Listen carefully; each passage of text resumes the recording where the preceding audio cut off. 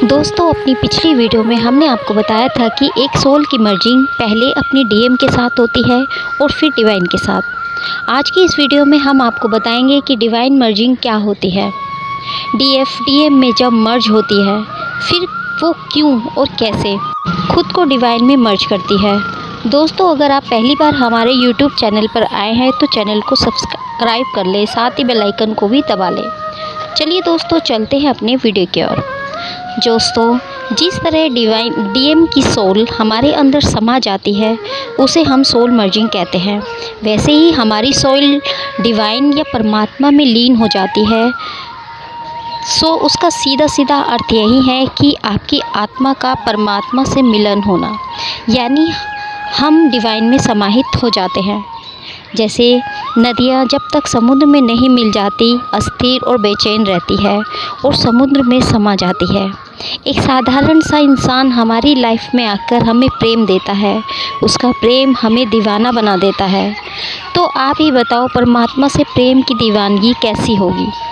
जो डीएम अपने प्रेम से हमें अपने पीछे भगाता है, तो परमात्मा से प्रेम हमें किस हद तक ले जा सकता है।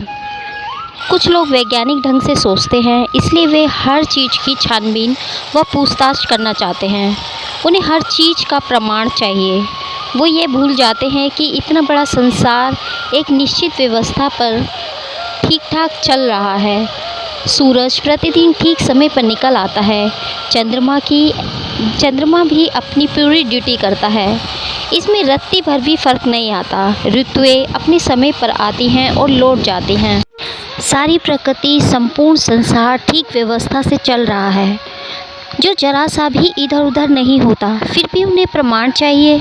परमात्मा हमें बस दो ही रूप में प्राप्त हो सकते हैं, या तो प्रेम से या फिर ध्यान साधना से। ईश्वर को लेकर लोगों की अजीब मान्यताएं हैं। कोई डिवाइन की मनुहार कर रहा है, उन्हें तरह तरह के लोभ देकर बहलाने फुसलाने की कोशिश करता है और फिर कहते हैं यह भक्ति है। हो सकता है आपको बुरा लगे, लेकिन यह भक्ति नहीं, जालसाजी है।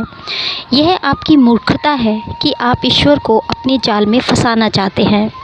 परमात्मा को पाने के लिए या तो आप एक सच्चा प्रेमी बनकर उसमें लीन हो जाओ, या फिर ध्यानी बनकर।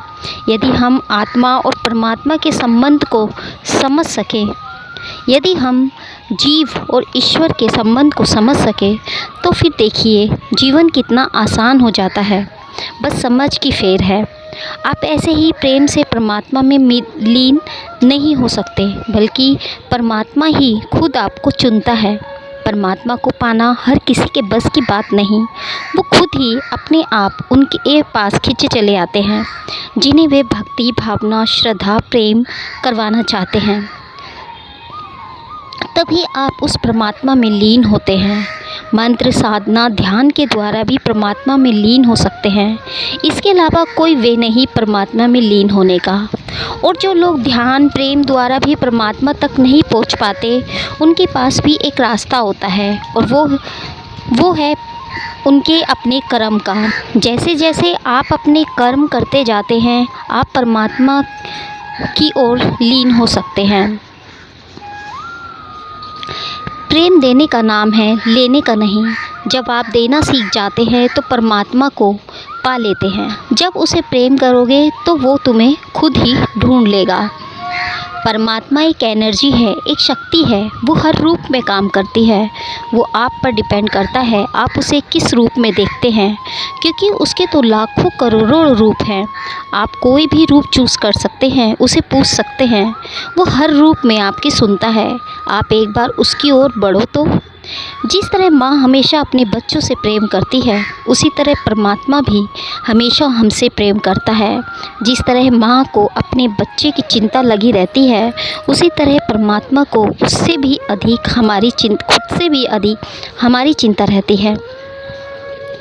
अब यहाँ कुछ लोग पूछते हैं कि आज फिर भी इंसान दुखी क्यों है। अगर ईश्वर को हमारी इतनी ही चिंता है, तो फिर हमारी चिंताओं को दूर क्यों नहीं कर देता। इस बात को हम इस तरीके से समझते हैं, इंसान इसलिए परेशान है क्योंकि वह परमात्मा से विमुख है। जब तक बच्चा माँ के पेट में रहता है तब तक उसकी हर परेशानी माँ की परेशानी होती है।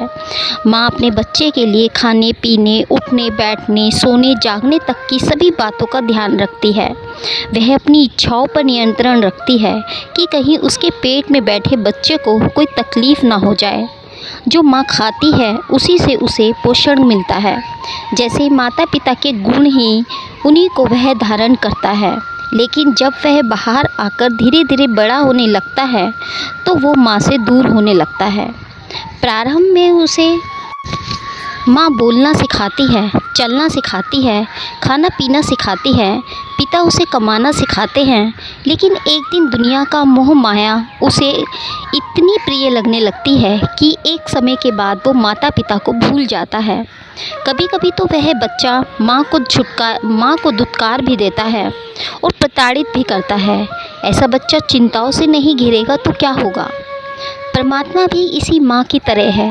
जब तक हम ईश्वर के पेट में अर्थात उसमें स्थित रहते हैं तब तक हमारी परेशानी उसकी परेशानी होती है, उसे हमारी चिंता लगी रहती है। जो भी उसकी शक्तियाँ हैं उसमें व्याप्त रहती हैं, हमें उससे सीधा पोषण मिलता रहता है। लेकिन जैसे ही हम दुनिया में आते हैं, धीरे धीरे सांसारिक माँ की तरह उस परमात्मा रूपी माँ से भी दूर होते चले जाते हैं। और एक समय ऐसा आता है जब हम मकड़ी की तरह अपने ही बनाए हुए जाल में फंसते चले जाते हैं। फिर रोते हैं, चिल्लाते हैं, तरह तरह देवी देवताओं के आगे नाक रगड़ते फिरते हैं। ऐसे में परमात्मा हेल्प तो करना चाहते हैं, बट हम हमारे ईगो के कारण उसकी हेल्प से भी वंचित रह जाते हैं। जिस तरह से माँ को खुश करने के लिए आपको उसकी पूजा नहीं करनी होती, केवल प्रेम करना होता है, सम्मान करना होता है, आदर करना होता है। बस यही आपको परमात्मा के लिए करना है। आप माँ को कोई उपहार दे ना दे, लेकिन यदि आप माँ का आदर करते हैं तो वह आपसे खुश रहेगी। इसके विपरीत यदि आप दुनिया भर के उपहार लाकर रख दें और माँ को गालियाँ दें, उसका अपमान करें, तो क्या वह खुश होगी? कभी नहीं होगी वो खुश। बस यही समझना है, बहुत सरल है परमात्मा को समझना। यदि आप उसकी खुशी को देख सकें, यदि आप उसका सम्मान कर सकें, यदि आप उससे प्रेम कर सकें, इसके अपोजिट आप परमात्मा को नकारते हैं, उसकी शक्तियों को नेगेटिव विचारों से भर देते हैं, तो नेगेटिव ही काम करेगा। जैसे प्रेम में हम हार जाते हैं तो समझ लो आप जीत गए, वैसे ही यदि तुम परमात्मा से हार गए तो समझ लो आप जीत गए। जैसे प्रेम में समर्पण करते हो तो वैसे ही परमात्मा में समर्पण मीन्स तुमने उसे पा लिया। इसलिए परमात्मा ही प्रेम है और प्रेम ही परमात्मा है। प्रेम अनंत है, प्रेम असीम है, गहरा समुंदर है जो हर रिश्ते में है, माता पिता भाई बहन कोई भी रिश्ता। प्रेम हमें झुकना सिखाता है और जिसने झुकना सीख लिया उसे परमात्मा के चरणों में आ जाता है।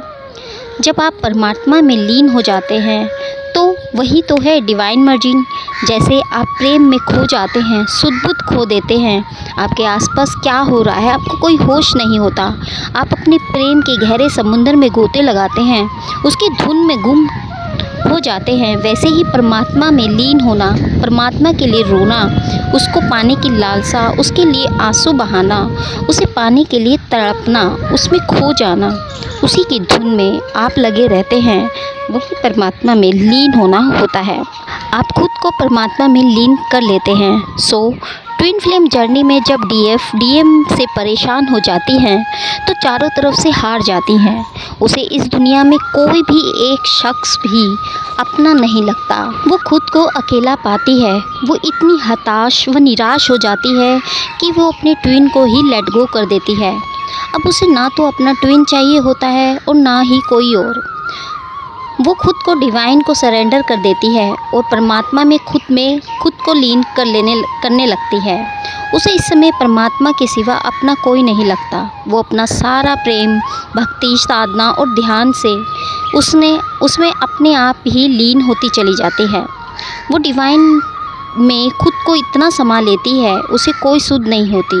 वो अपनी ट्विन की यादों को भी खुद से अलग कर देती है। उसे रियलाइज़ होता है कि उसका सिर्फ परमात्मा है, सिर्फ परमात्मा को वो इधर उधर ढूंढ रही थी, वो तो उसके अंदर ही है। तो इस तरह से डीएफ खुद को डिवाइन में समाहित कर लेती है। यही होती है डिवाइन मर्जिंग।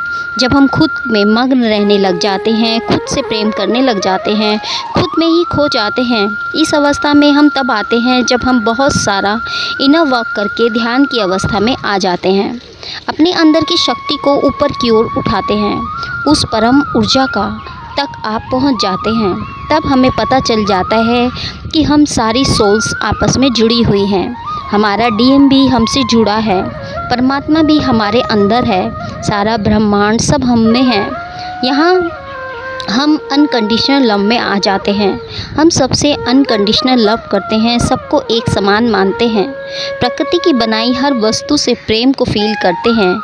आपको पेड़ पौधे, नदी, झरना, पशु पक्षी सबसे प्रेम करते हैं और सबको फील करते हैं। आप दूसरों के दुखों को समझने लगते हैं, उनकी हेल्प करते हैं। आप खुद में परमात्मा को फील करने लगते हैं। तो इस तरह से डीएफ जिस तरह से डीएम में खुद को समा लेती है, सेम वैसे ही वो खुद में डिवाइन को समाहित कर लेती है। यही होती है डिवाइन मर्जिंग। अब इसके आगे क्या होता है, डीएफ किन किन सिचुएशन को फेस करती है, वो कैसे फील करती है, डीएम का क्या होता है, नेक्स्ट वीडियो में बताएंगे। तब तक के लिए नमस्कार दोस्तों।